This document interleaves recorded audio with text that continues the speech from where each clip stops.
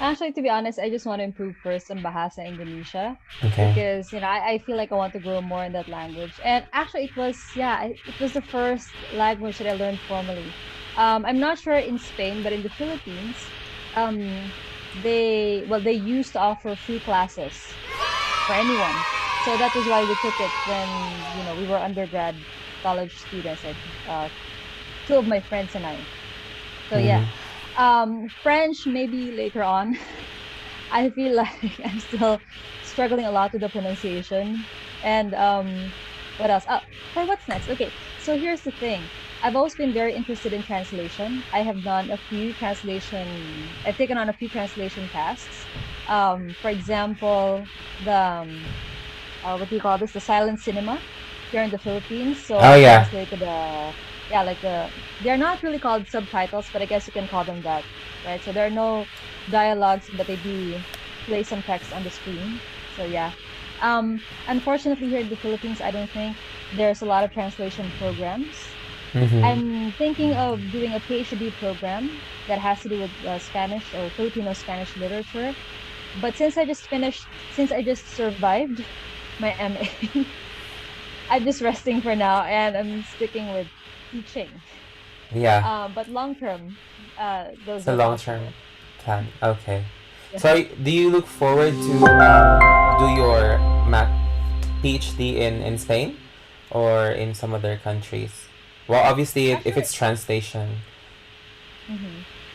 Actually, I inquired with some maybe a couple of programs when in Barcelona, Mm. and when it's the program in Barcelona. I don't have the name of it right now, but I remember because this was last year, and I remembered what attracted me to it was that there was a focus on Asian cultures, and that was for me. I think I find it pleasantly Yeah. surprising, right?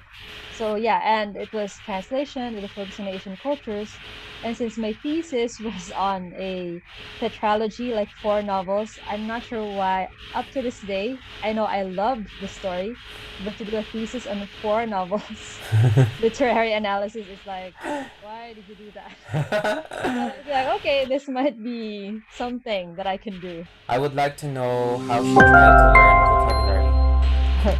So at the beginning, what I did was I would read articles and I would like make a list of words that I wasn't familiar with. Right. So I would make a list and I would try to find out what they meant. But that got pretty boring fast for me. I don't know about your learning style. I think it also depends on your learning style. Hmm. But I think I learn more I learn when I read, but I also think it helps for me to listen, Mm-hmm. right?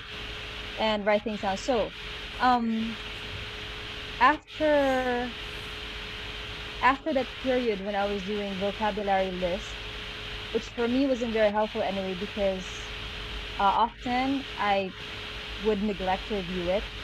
What I did was I would just start to read more, and instead of taking isolated words, I would observe like phrases, for example, Yes, in right? context. And yeah, and this is also where materials like notes in Spanish helped because you would actually get to hear real-time conversations between two people, Mm-hmm. and they would highlight some of the colloquial phrases used Mm-hmm. and some of the important words, right? And they would place them in context for the exercises at the end. Mm-hmm. So I think that helps me more because, it felt more natural Mm-hmm. rather than very rigid and structured. So yeah. It Oh, okay. So I just remembered because I'm sure you're familiar with this, but there's an online dictionary called Word Reference, Oh, I use right? that a lot. Yeah. Mm-hmm. Yeah, yeah. So just in case for those who don't know, it's Word Reference, and the helpful thing about Word Reference is yes, it's a it's a bilingual dictionary depending on what language you're learning, but there are also forums Mm-hmm. when when you want to ask, okay, so I know this word means Sorry. something like this, but I've seen it being used in other contexts, or I don't understand why they're saying this, right? Yeah. So you can ask that, and native speakers will actually help you. So that's a good way. Oh, Lingui.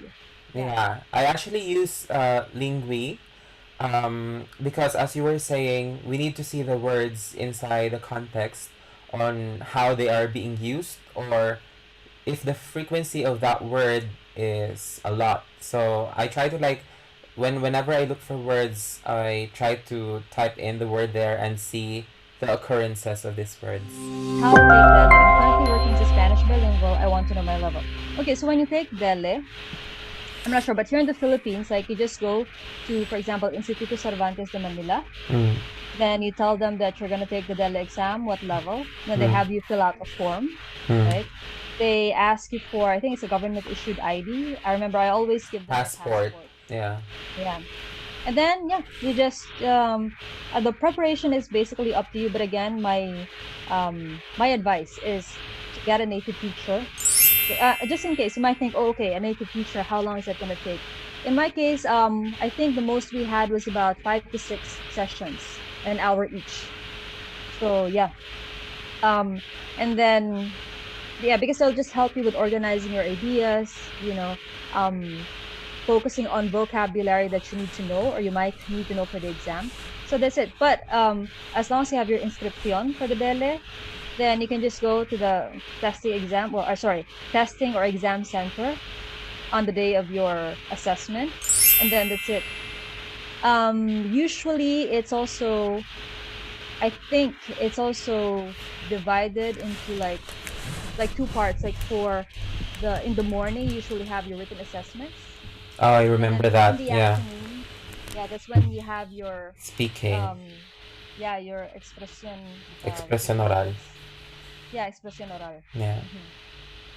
If you're wondering, do I need to take it from A1 to A2? No, Oh yeah, the one yeah. that I Mm. took was B1. That was the first DELE that I took. So you don't need to start from scratch. But okay, fair warning though, of course, there's a chance that you might not pass the DELE. So I know of people like that. And then they passed eventually on their second take. So if you don't pass the DELE, just, it will help you to learn where you need to improve on. So it's not necessarily like, oh, it's a failure. No, it means, okay, so what else do I need to improve on? Because I Mhm. think you get your grades later on. You get a copy. Mhm. So you can see, oh, okay, where did I get the lowest score, for example, or where did I not pass? Yeah. And also I think it's like people can take Dele like for like how many times they want to. Yeah. Obviously, so I don't think like you should be like frustrated because language learning is a journey. And as Nadine was saying, you can just skip all the levels and just take C1 if you think you are already prepared to take that exam, right? Like you don't have to pass all the levels before taking a specific exam. Yeah. So, Although the advantage in like what I can also recommend is if you just want to know your level, you can take mm, like a diagnostic exam. mm, And the good thing about that is that number one, it would cost less. Okay. And then number two, you also get like to assess your level before you actually go ahead with the DELA exam. So realistically speaking, in the daily practice, how long do you think it will take for someone to be fluent in Spanish? 3 years or more? Okay, so I think 3 years is a safe amount of time for you to get fluent, right? But again, you have to be consistent. For some people, it can be less, you know, because you might, some people say, okay, it's impossible to be fluent in that amount of time. You probably need decades of experience, but that's not necessarily the case. Okay? So actually, in some intensive courses, like especially if you do one-on-one, it might be less than a year. So yeah. But if you're just learning by yourself, it might take about 2 to 3 years before you can be fluent. But even before you reach the fluency stage, you should be able to communicate comfortably in the language. So you mm. may still be grasping for words, you still may be missing vocabulary, you may still not be familiar with all of the expressions, but intermediate is a good place to be in. And then, okay, what can you advise for those having vergüenza speaking in Spanish? For me, I practice a lot. But I would say, well, when I try to speak, I tend to forget that I would say things. Yeah, this tended to happen to me a lot in B1. Dos B1. Okay, so what helped me was, for example, I had that I had a resource like Notes in Spanish, right? I had um, colloquial phrases that I would practice, Mm-hmm. right? So it's like trying out these, like maybe they could be connectors, like aunque, pese a que, for example. Um, or it could be words like, okay, digamos, like let's say, for example. So Mm. I would practice those to make the conversation sound more natural. And then, of course, it's not going to be enough. For the vergüenza, like if you're in a group, just remember, no one there is an expert, okay? And you don't have to be embarrassed about making mistakes because you're all learning. However, it could be a different scenario when you're speaking with a native and you're very unsure. You might feel judged by the speaker. But I think that you have to keep in mind, for example, when I was in Spain, right? In my during the immersion, during the month-long immersion. So for me, what I kept in mind was, okay, these are also people. Because I think they were learning English too, right? So I think it's either English or another language like French, right? So yeah, they also have that context in which they're also vulnerable learning another language. So it's not just you. It's an experience that's actually shared by a lot of people. So that can help to ease your anxiety. Like, okay, I'm not the only one going through this. Okay. And yeah, so my advice would be just to keep that in mind and to find people who will actually help you with speaking. Right. So Mm. like maybe intercambio, for example. Yeah. Yeah. And then you expand your circle little by little. Mm-hmm. Okay. Yeah. And then that can help you to be more confident in speaking. Okay. So when in Actually, class, like, yeah. Oh, go ahead. Sorry. yeah, actually, in my case, I think like here in Spain, I notice usually like people don't really care. Like, even if you are using a different word, as long as they understand you, they Yeah. they don't mind. To be honest, I think it's just more of like Filipinos. Like, oh my God, I don't want to say this. They might judge me. You know, like Yeah. they don't have that kind of mentality. So like, I think yeah, you'll find that a lot of native speakers are more how should I say this? They're more understanding. In mm, fact, even right now, sometimes I forget the word or I'm not exposed enough to the subject, so I don't really know the terms that they use. I would like say como se dice, for example, and then they provide it, and that actually helps me to improve. mm, So it's okay. They're not gonna say, "Oh my God, you're an imposter" or something like that. yeah, that's true. Especially if they know that you're still learning. Yeah, they're much kinder. I think it's also just the culture that we have, especially with English. Like if you don't know English, you're judged for it, or if you have wrong grammar or things like that. Yeah. Yeah.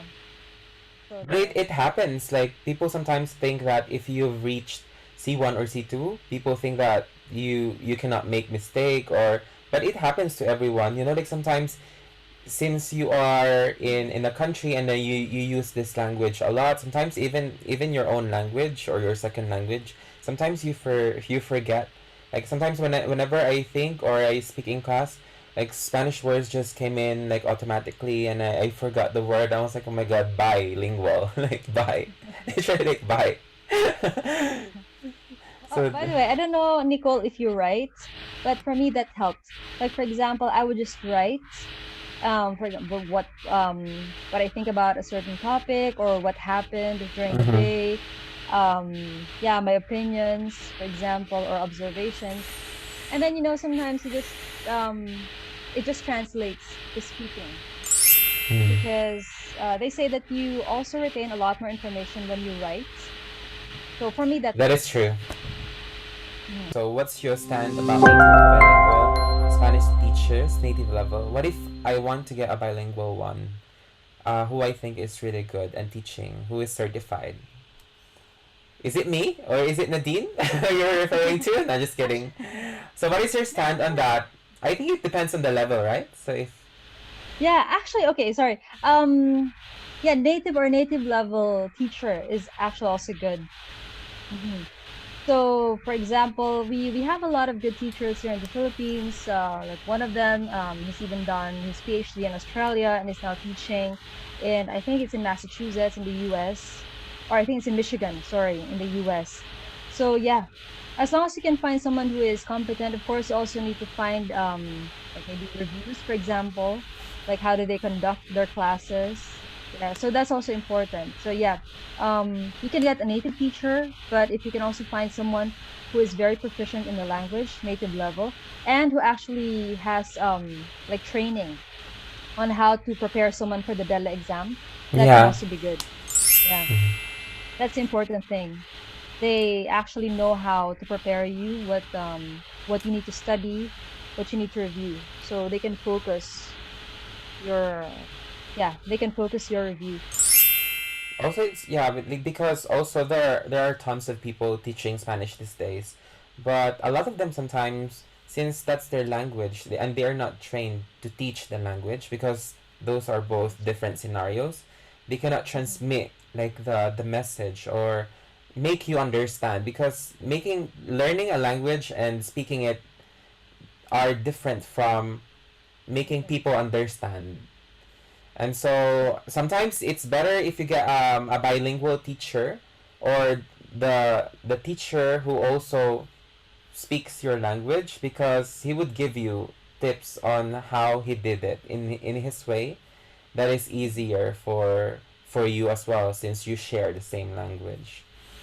So Yeah, that. actually, just to add, the native teachers that I picked, they actually stated that they had competency in preparing students for the DELA exam. So that Mm, was why I chose them. Not actually, yeah, now that I think about it, it's not just specifically because they're they're native native, yeah. speakers. Yeah. Because the thing about native speakers, I mean, not to put down native speakers or anything, but the thing about them is that, like when you learn a language, for example, Tagalog, like when you acquire it, right? There could be so many rules. Like when someone asks you, okay, so why do you say things like this, or when do you say this, right? They might not be able to explain the explicit rules because it's like, oh, okay, it's just natural, it's just intuitive. But with a bilingual teacher, SSC, uh, SKSSC, yeah, like you can just, you can just say that every yeah. time. So I mean that it has its advantage, like, oh, okay, so this is how they use it, and I can just imitate and I can just trust the context. But then if you really need help with explicit grammar rules, like when to use the imperfecto versus the indefinido, okay. And yeah, I can tell you that yes, there are rules in place, right? That will help you to distinguish better which kind of past tense you need to use, for example.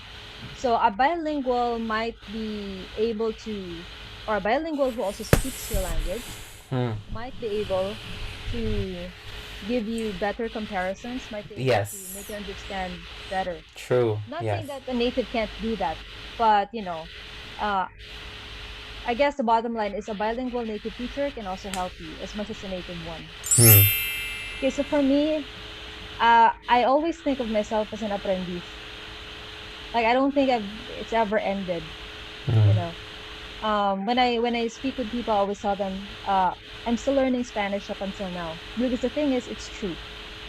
Especially since I don't live in Spain or any other Spanish speaking countries. So it's easy to get complacent, right? True. Like you think, oh, okay, I've passed the DELE, that's it, I'm an expert. But that's not actually true.